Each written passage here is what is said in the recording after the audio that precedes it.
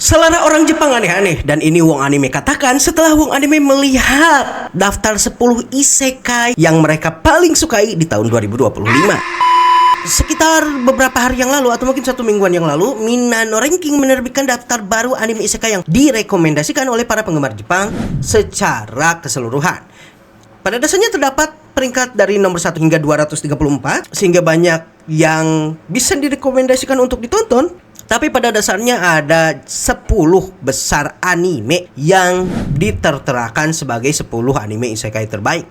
Nah, kalau kalian jeli, kalian akan melihat kalau urutan dari 10 anime ini memang mungkin masuk akal, tapi mungkin juga beberapa di antara urutan-urutan ini sama sekali tidak mencerminkan anime isekai yang memiliki narasi yang baik atau anime isekai yang memiliki kualitas yang bagus. Namun kebanyakan di sini justru memperlihatkan kepada kita betapa budaya kerja di Jepang ini sangat luar biasa, memeras otak, memeras stamina, sehingga banyak di antara daftar anime-anime yang ada di sini kemungkinan adalah anime-anime yang tidak terlalu memerlukan orang-orang untuk berpikir keras. Sehingga kita bisa melihat kalau mungkin ada yang salah dari selera-selera tersebut. Berikut adalah 10 daftar tersebut. Di posisi 10 ada Yojo Senki. Wong Anime secara pribadi tidak ada masalah dengan posisi ini. Yojo Senki ini mungkin kalian kenal dengan sebutan The Saga Tanya of the Evil, atau kalian mungkin mengingatnya sebagai isekai bocil kematian. Pada dasarnya menceritakan mengenai seorang pegawai kantoran yang memiliki ideologi dan juga keyakinan pragmatis dan tidak meyakini mengenai keberadaan Tuhan. Tiba-tiba dirinya dihabisi oleh orang yang tidak menyukai dirinya dan kemudian lahir kembali sebagai anak perempuan di dunia yang ternyata sedang dalam keadaan berperang seperti perang dunia, memiliki struktur militeristik yang mirip seperti dunia asli, namun ada sihir di dalamnya. Nah, mungkin banyak dari kalian menyukai anime ini, namun Wong Anime sendiri tidak terlalu menyukai dikarenakan seperti yang kita tahu kebanyakan isekai adalah anime fantasi dan unsur militeristik dan juga peta dari anime ini yang mirip dengan Eropa membuat unsur fantasi dari anime ini menghilang. Dan menurut Wong Anime nggak ada yang salah dengan Yojo Senki berada di posisi 10 ini. Karena ya meskipun Yojo Senki ini secara pribadi bukan anime favorit isekai Wong Anime, tapi ya banyak juga yang suka. Nah, sekarang di posisi 9 ada No Game No Life. Ya sebenarnya wajar-wajar aja sih. No Game No Life ini salah satu klasik isekai, terutama season 1. Tapi ya kalau kalian nunggu lama juga season 2-nya ya kemungkinan bakal turun. No Game No Life ini salah satu anime yang season 2-nya paling ditunggu. Tapi ya karena kemungkinan orang-orang udah pada nyerah dengan kemungkinan adanya season 2 dari No Game No Life, jadi ya wajar kalau terus turun posisinya gitu. Dan No Game No Life ini ya seperti yang Wong Anime katakan adalah salah satu isekai klasik. Salah satu isekai pertama yang mungkin mempopulerkan isekai genre di dunia anime. Jadi wajar aja kalau berada di posisi ini. Dan anime No Game No Life ini sebenarnya menceritakan mengenai dunia fantasi di mana konflik hampir tidak ada dan seluruh konflik mesti diselesaikan dengan game atau permainan. Dan ya terlepas premisnya yang menarik, dikarenakan No Game No Life ini memiliki masalah yang berkaitan dengan hukum, maka di Jepang mungkin ini bakalan susah dapat season 2. Jadi kalian jangan terlalu banyak berharap mengenai No Game No Life ini, oke? Oke, nah ini yang Wong Anime kurang suka nih. Di posisi 8 ada Rijiro. Di posisi 7 ada Tate no Yusa no Nariagari. Ini menurut Wong Anime urutan yang tidak masuk akal. Tate no Yusa menurut Wong Anime ini seharusnya udah keluar aja dari top 10 ini. Kenapa? Karena season 2, season sebelum season 1, season setelah season 1 nggak terlalu bagus, buruk secara narasi dan buruk juga secara eksekusi. Dan entah kenapa di list ini Tate no Yusa alias Shield Hero ini masih populer, dan bahkan bukan cuma populer, mengalahkan Rizero yang ada di posisi 8. Oke, untuk Rizero ini kemungkinan Rizero ada di posisi 8 dikarenakan regenerasi wibu menjadikan Rizero tidak terlalu populer untuk wibu generasi sekarang. Tapi seperti yang kita tahu, Rizero ini merupakan salah satu bahan pembicaraan para wibu-wibu generasi zaman dulu, terutama generasi milenial. Ini mungkin Gen Z gak terlalu ngeh sama Rizero dikarenakan mereka belum nonton season 1 sama season 2-nya. Tapi wong anime agak ngerti kenapa ReZero berada di posisi 8 ini. Yang jadi masalah kenapa ReZero berada di bawah Tate no Yusa, karena secara narasi ReZero ini jauh lebih baik daripada Tate no Yusa no Nariagari. Wong anime, ya ini mungkin wong anime bias ya, dikarenakan wong anime adalah pembaca web novel dan wong anime mengetahui apa yang akan terjadi di season selanjutnya. Dan sampai sekarang pun wong anime masih menganggap kalau ReZero ini salah satu isekai terbaik yang pernah ada. Jadi ketika ReZero ada di posisi 8 ya lumayan sakit juga gitu sebagai pembaca web novel dan light novel, dan agak gak masuk akal kenapa mesti di bawah Tate no Yusa, karena ReZero ini secara narasi, perkembangan karakter, secara depth atau kedalaman karakter itu jauh lebih baik daripada Tate no Yusa atau Shield Hero itu sendiri. Yang bagus dari Tate no Yusa ini adalah season satunya, dikarenakan di season ini kita bisa melihat luka dan trauma yang dimiliki oleh Naofumi selaku pemeran utama, sehingga secara narasi, perkembangan karakter dan lain-lain Tate no Yusa ini luar biasa di season 1. Namun ketika perkembangan karakter dan penderitaan itu sudah selesai di season 1, maka season 2 nggak lagi terlalu menarik untuk dilihat. Dan ini mungkin yang menyebabkan penurunan dari Shield Hero. Namun seperti yang kita tahu, penurunan utama dari Shield Hero ini terjadi dikarenakan CGI-nya sangat banyak yang bilang ini isekai Indosiar gitu. Saking di bawahnya kualitas CGI dari anime Tate no Yusa alias Shield Hero ini, dikarenakan apa yang disajikan oleh trailernya ternyata jauh berbeda dengan apa yang disajikan di animenya. Dan kura-kura yang muncul di anime Tate no Yusa ini mirip sekali dengan CGI-nya Indosiar, CGI-nya drama-drama kolosal yang emang nggak terlalu bagus ya, dikarenakan kurangnya waktu yang dimiliki untuk mengelola CGI tersebut. Ya emang dari dulu anime Jepang ini nggak terlalu bagus ketika bicara CGI ya. Mungkin karena untuk menonton anime ini tidak terlalu dibutuhkan banyak berpikir, dan orang-orang Jepang kebanyakan stres gara-gara kerja berat mereka. Jadi ya pantas saja Tate no Yusa ada di posisi 7 ini di daftar 10 anime isekai terbaik yang ditonton di 2025 ini. Oke, selanjutnya ada Otome Game Sekai wa Mob Nikibishi Sekai Desu. Menurut wong anime ini pantas aja sih ya, Otome Game Sekai wa Mob ini ada di posisi 6, dan wong anime sendiri agak kurang ngerti nih. Karena menurut wong anime gini. Wong anime gak baca manganya, dan kebanyakan orang yang menyalahkan Otome Game ini dan gak mau nonton Otome Game Sekai ini sebenarnya gak mau nonton dikarenakan mereka udah baca manga duluan, dan wong anime gak baca manganya sama sekali. Jadi wong anime gak tahu ngebandingin bagaimana antara art manga dengan anime yang jauh berbeda.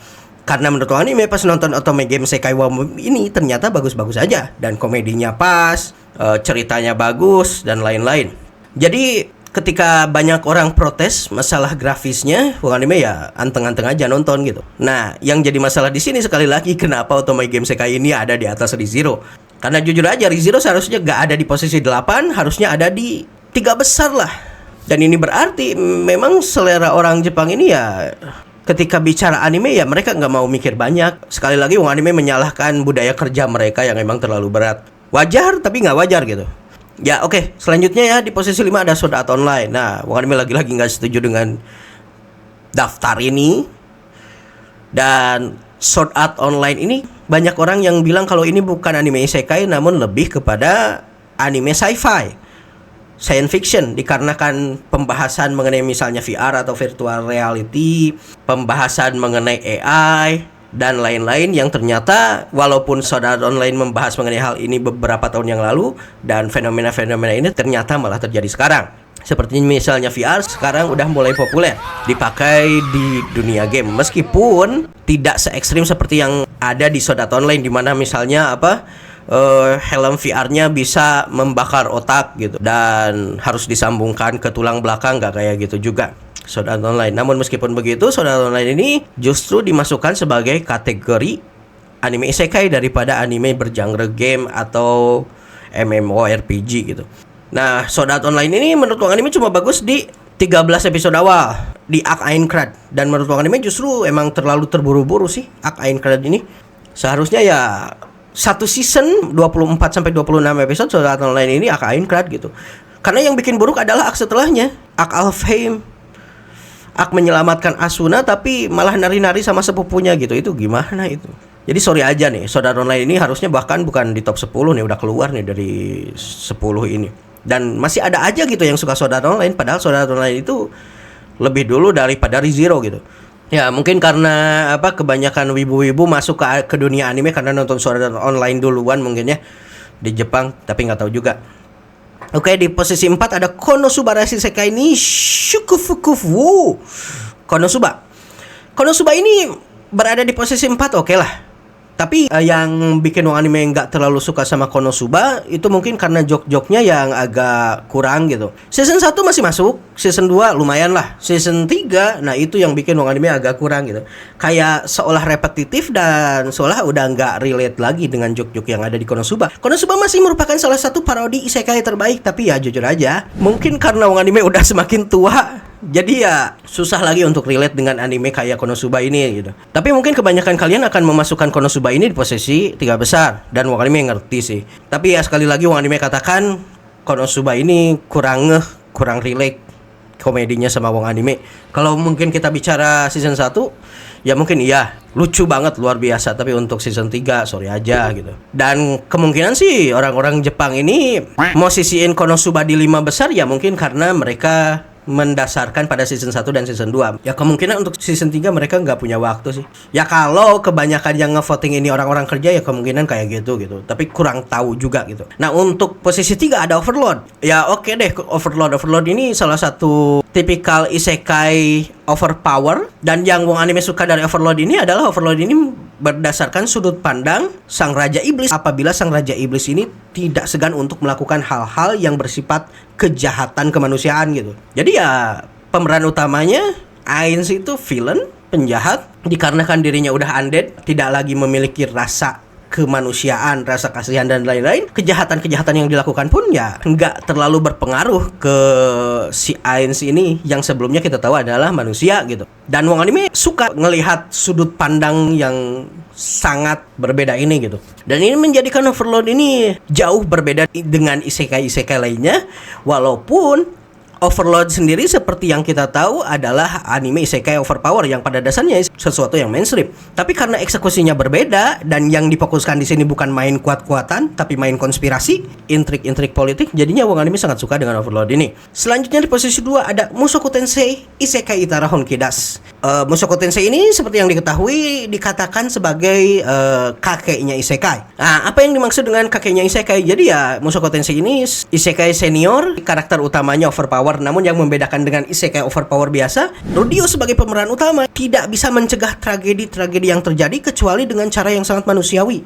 Dikarenakan walaupun dia ya di dunia tersebut dikatakan sebagai orang yang overpower, kolam mananya begitu besarnya sangat menjijikan, tapi dia ya manusia biasa. Apa yang dirinya lakukan sebatas apa yang bisa dirinya lakukan. Ada yang jauh lebih kuat dari Rudius, dan Rudius tidak bisa apa-apa ketika melawan kekuatan absolut tersebut. Dan yang wong anime suka dari Mushoku Tensei ini adalah Mushoku Tensei ini juga memberikan kepada kita drama dan juga hal-hal kontroversial yang membuat Mushoku Tensei ini secara kultural benar-benar challenging. Orang-orang di dunia modern benar-benar geleng-geleng kepala ketika melihat Mushoku Tensei ini karena banyaknya hal-hal yang tabu seperti misalnya incest, poligami, perselingkuhan, cheating, kematian, lain-lain. Pokoknya dibahas di Mushoku Tensei dengan cara yang berbeda sehingga mungkin banyak orang-orang modern yang menganggap dirinya sebagai standar moralitas tertinggi di dunia itu menganggap Mushoku Tensei ini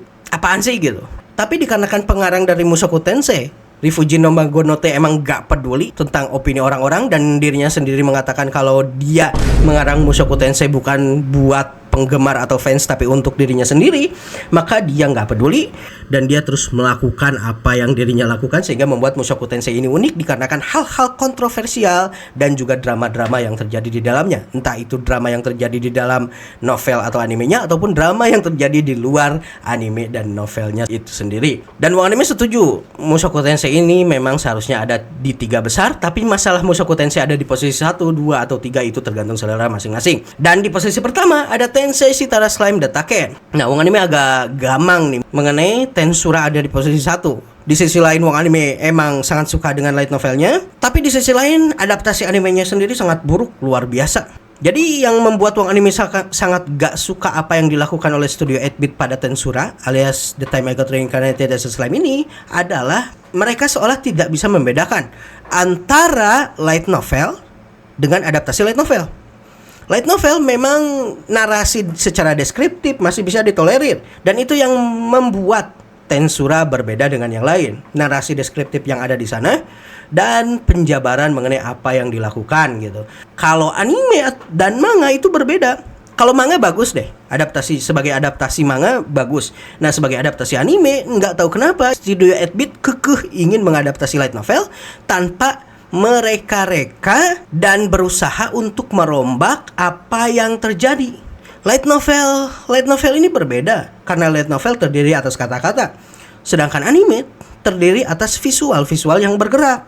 Jadi tidak bisa eksposisi yang dilakukan di light novel dijabarkan di media yang baru, media image bergerak yaitu anime secara utuh seperti itu gitu. Dan ini yang menyebabkan season 3 dari Tensura itu buruk banget. Salah satu adaptasi terburuk yang pernah Wong Anime tonton. Tapi nggak tahu kenapa orang-orang Jepang masih tetap menyukai Tensura di sini sebagai top 10 anime isekai terbaik sepanjang masa. Mungkin maksudnya top 10 isekai mungkin, bukan anime isekai. Ya tapi ini benar-benar aneh banget. Mungkin ini maksudnya season 1 dan season 2. Karena Tensura season 3 itu mungkin kebanyakan dari mereka bakal ngantuk kalau nonton. Atau mungkin mereka bicara light novel secara murni, secara pure gitu. Karena kalau bicara anime, terutama season 3, kemungkinan mereka gak bakalan mau sisiin Tensura di posisi 1. Dan kemungkinan ini terjadi juga karena light novel Tensura adalah light novel paling bestseller di seluruh Jepang dan di seluruh dunia. Jadi ya, Wong Anime melihatnya wajar, tapi melihatnya juga agak problematik gitu. Dan kesimpulannya Wong Anime mengatakan bahwa kemungkinan orang-orang Jepang ini memang tidak terlalu suka hiburan-hiburan yang bikin mereka mikir banyak, atau dengan narasi-narasi yang bikin mereka mual, narasi-narasi yang bikin mereka mesti mikir keras. Dan itu yang menyebabkan Wong Anime menyimpulkan kalau kemungkinan orang-orang Jepang ini agak aneh gitu. Tapi ya gak aneh juga kalau ngelihat kultur kerja mereka. Jadi ya wajar-wajar aja. Nah, oke deh, itu aja dari Wong Anime untuk video ini. Kita akan membahas hal selanjutnya di video selanjutnya.